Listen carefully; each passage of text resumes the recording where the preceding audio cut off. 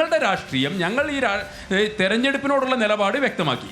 പിന്നീട് ഈ തെരഞ്ഞെടുപ്പിൽ മത്സരിക്കണോ വേണ്ടേ, മത്സരിക്കേണ്ട എന്നൊരു നിലപാട് ഞങ്ങൾ എടുത്തിട്ടില്ല. ജനങ്ങൾ ആഗ്രഹിക്കുന്നു എന്നുള്ള ജനഹിതത്തിനനുസരിച്ചാണ് BJP ഒരു സ്ഥാനാർത്ഥിയെ ഇവിടെ നിർത്തിയിട്ടുള്ളത്. ഇവിടെ വികസനത്തെക്കുറിച്ചുള്ള ചർച്ച നടന്നു.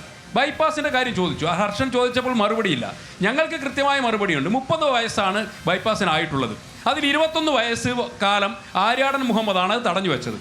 9 വർഷക്കാലം അൻവർ തടഞ്ഞു വെച്ചു. അങ്ങനെ 30 വർഷം ബൈപ്പാസ് പദ്ധതി അവതാളത്തിലായി, വെള്ളത്തിലായി, സാധ്യമായില്ല. ആലപ്പുഴയിലെയും കൊല്ലത്തെയും ബൈപ്പാസ് 30-35 വർഷം നടപ്പിലാക്കാത്തതിന് ശേഷം നരേന്ദ്രമോദി സർക്കാർ വന്ന് നടപ്പിലാക്കിയ ഒരു മാതൃക നമ്മുടെ മുന്നിലുണ്ട്. അതുകൊണ്ട് ഞങ്ങൾ പറയുന്നത് കേന്ദ്ര സർക്കാരിൻ്റെ വികസന പദ്ധതികൾ കേരളത്തിലേക്ക് പടരും. ഇവിടെ ഒന്നും തുടരാൻ കഴിയില്ല. തുടരാൻ കഴിയാത്തതിൻ്റെ കാര്യം എന്താണ്? നമ്മുടെ ധനമന്ത്രി പറയുന്നു ബജറ്റ് അവതരിപ്പിക്കുമ്പോൾ സാമ്പത്തിക സർവേയിൽ ഇവിടെ ഉണ്ടാകുന്ന വരുമാനം, ലോട്ടറിയിൽ നിന്ന് കിട്ടുന്ന വരുമാനം, പെട്രോളിയം ഉൽപ്പന്നങ്ങൾക്ക് അമിതമായി നികത്തിയ ചുങ്കം, മദ്യത്തിന് അടിച്ചേൽപ്പിച്ച വരുമാനം, ഈ വരുമാനം മാത്രമാണ് കാര്യമായിട്ടുള്ളത്. ഇത് ശമ്പളം കൊടുക്കാൻ പോലും തികയുന്നില്ല എന്ന് ധനമന്ത്രി തന്നെ പറയുന്നു. ഇവിടെ ഇടതുപക്ഷത്തിന് പ്രതിനിധി സൂചിപ്പിച്ചു ഞങ്ങൾ വികസന പദ്ധതികൾ നടപ്പിലാക്കി. സുഹൃത്തുക്കളെ മനസ്സിലാക്കണം, നമ്മൾ 10 വർഷം മുൻപ് നമ്മുടെ വീട്ടിലേക്ക് ഒരു വൈദ്യുതി കിട്ടണമെങ്കിൽ ഒരു പോസ്റ്റിന് പണം കെട്ടിവെക്കണമായിരുന്നു. നിങ്ങൾക്ക് എല്ലാവർക്കും ഓർമ്മയുണ്ട്. ഈ 10 വർഷത്തിനുള്ളിൽ രാജ്യത്തെ 18,500 ഗ്രാമങ്ങളെ വൈദ്യുതീകരിച്ചു. കേന്ദ്ര സർക്കാരിൻ്റെ പദ്ധതിയാണ്. നിങ്ങൾക്ക് ആർക്കെങ്കിലും സംശയമുണ്ടെങ്കിൽ തൊട്ടടുത്ത ഒരു ട്രാൻസ്ഫോമറിൻ്റെ അവിടെ പോയി ഒരു വൈദ്യുതി പദ്ധതിയുടെ നോക്കിയാൽ അവിടെ പ്രധാനമന്ത്രിയുടെ പേരും ഫോട്ടോയും ബോർഡും കാണാം. കേന്ദ്ര പദ്ധതിയാണ്. ഇവിടെ ബിൽഡിങ്ങുകളെ കുറിച്ച് പറഞ്ഞു. ബിൽഡിങ്ങുകൾ കുറേ ഉണ്ടായിരുന്നു എല്ലാ ഗ്രാമത്തിലും. എന്തെന്നറിയോ? NRHM ദേശീയ ഹെൽത്ത് മിഷൻ്റെ ഭാഗമായി ചുങ്കത്തറയിലും പോത്തുകല്ലിലും എടക്കരയിലുമൊക്കെ ആരോഗ്യ വകുപ്പിൻ്റെ ബിൽഡിങ്ങുകൾ സ്ഥാപിച്ചിട്ടുണ്ട്. ഗ്രാമീണ സടക്ക് യോജനയിൽ പ്രകാരം 8 റോഡുകൾ, 8 മീറ്റർ വീതിയുള്ള 8 റോഡുകൾ കൊണ്ടുവന്നിട്ടുണ്ട്. ഇതൊക്കെയാണ് അക്കൗണ്ടിൽ എഴുതിയിട്ട്. ലൈഫ് മിഷൻ കേന്ദ്ര പദ്ധതിയാണല്ലോ. കേന്ദ്രത്തിന് പണം ഉണ്ടല്ലോ. പണമില്ലെങ്കിൽ പറയട്ടെ. ഞാൻ പറഞ്ഞത് നമുക്ക് അത് മുഴുവൻ പരിമിതമായ തുക അനുവദിക്കുന്നുണ്ട്.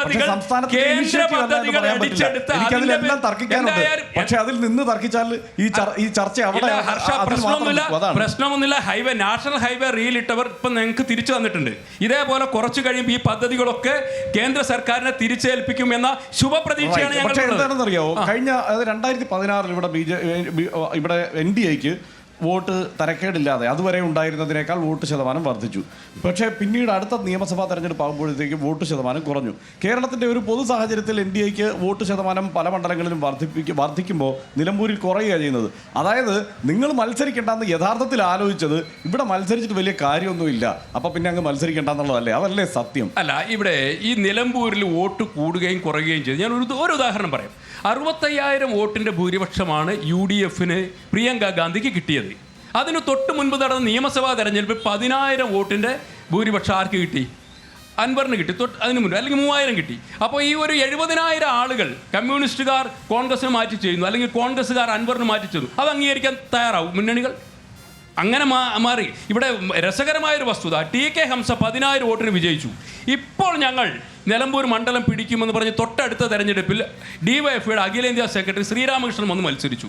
26,000 വോട്ടിന് പരാജയപ്പെട്ടു. നമ്മൾ കണ്ടതാണ്.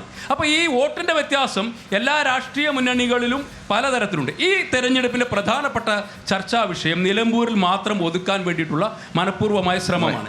ഞങ്ങൾ പറയുന്നത് ഈ രാജ്യത്തെ പ്രധാനപ്പെട്ട സംഭവ വികാസങ്ങളൊക്കെ ചർച്ച ചെയ്യണം. സിന്ദൂർ ഓപ്പറേഷൻ്റെ പശ്ചാത്തലം ചർച്ച ചെയ്യണം. അതിനോട് കോൺഗ്രസ് എടുത്തിട്ടുള്ള നിലപാട് ചർച്ച ചെയ്യണം. കോൺഗ്രസ് തെളിവ് ചോദിക്കുന്ന സാഹചര്യം ചർച്ച ചെയ്യും. ശശി തരൂർ ഒരു തെരഞ്ഞെടുപ്പ് വിഷയമായി ഈ നിലമ്പൂരേക്ക് കൊണ്ടുവരേണ്ടതുണ്ടോ? സിന്ദൂറൊക്കെ തീർച്ചയായിട്ടും വേണ്ടേ. രാജ്യസ്നേഹികളും ബാക്കി എന്താണ്? BJP-ക്കാർ ഒഴികെ ബാക്കി ചന്തക്കുന്നുകാരെ ഞാൻ പറഞ്ഞു, ഇവരാണ് രാജ്യസ്നേഹികളും അഭിമാനികൾ.